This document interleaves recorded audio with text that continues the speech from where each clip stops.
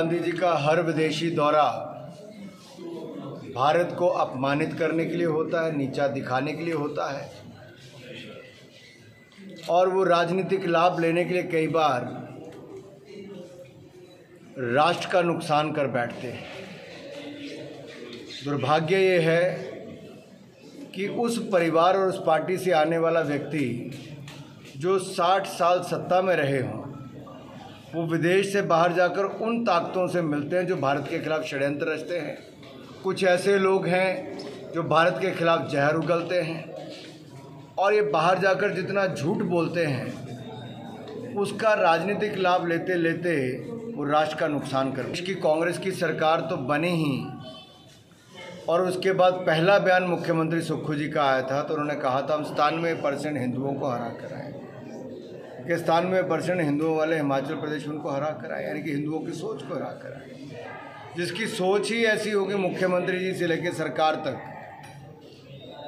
वहाँ पर जब इस विषय पर विधानसभा में चर्चा हो रही थी, अपनी ही सरकार का मंत्री इस बात को उछाल रहा था तो मुख्यमंत्री जी शायद सो रहे थे कि सरकार 1.5 साल से सो ही रही है। पहले पेट्रोल डीजल के दाम बढ़ाकर जनता पर बोझ डालती है, फिर अब बिजली के सेस लगाकर, चाहे दूध के नाम पर हो, पर्यावरण सेस के नाम पर हो, वो सरकारी कर्मचारी और पेंशनर्स अपनी तनख्वाह के लिए 7-7 दिन इंतज़ार करते हैं, उनको सड़कों पर उतरना पड़ता है। एक नहीं अनेक ऐसे निर्णय, चाहे 15 रुपये सीमेंट की बोरी का रेट बढ़ाने की बात हो, ये सारे जनता के खिलाफ थे और जनता से जो वायदे किए उनमें से कोई भी वायदा पूरा नहीं किया। दुख इस बात का है वायदे तो पूरे किए नहीं। अब जो हिंदू संगठन के लोगों ने आवाज़ उठाई, आवाज़ इसलिए उठाई जब उनकी माँ, बेटियों को, बहनों को उस रास्ते से गुजरना भी मुश्किल हो गया। आवाज़ इसलिए उठाई कि वहाँ पर ऐसे तत्वों का डेरा जमावड़ा शुरू हो गया जिनके आधार कार्ड भी फर्जी थे। ऐसी गतिविधियाँ शुरू हो गई जिसका राजधानी में नहीं होना चाहिए था, हालांकि हिमाचल प्रदेश के किसी हिस्से में भी नहीं होना चाहिए।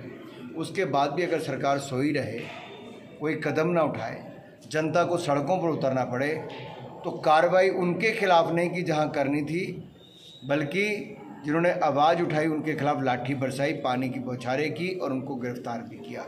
इससे बड़ा दुर्भाग्य क्या होगा कि कांग्रेस लगातार हिंदुओं को अपमानित करने का काम कर रही है। जहाँ तक न्याय व्यवस्था, कानून व्यवस्था बनाने की बात है, उस पर सरकार पूरी तरह विफल हुई। आर्थिक हालात हिमाचल प्रदेश के ऐसे हैं, न जाने कब दिवालियापन हो जाए ये कोई पता नहीं। आज 95,000 करोड़ रुपये से ज़्यादा का कर्जा हिमाचल प्रदेश पर है और अगर ये सरकार बनी रही तो अगले 3 साल में 1.5 लाख करोड़ पार कर जाए।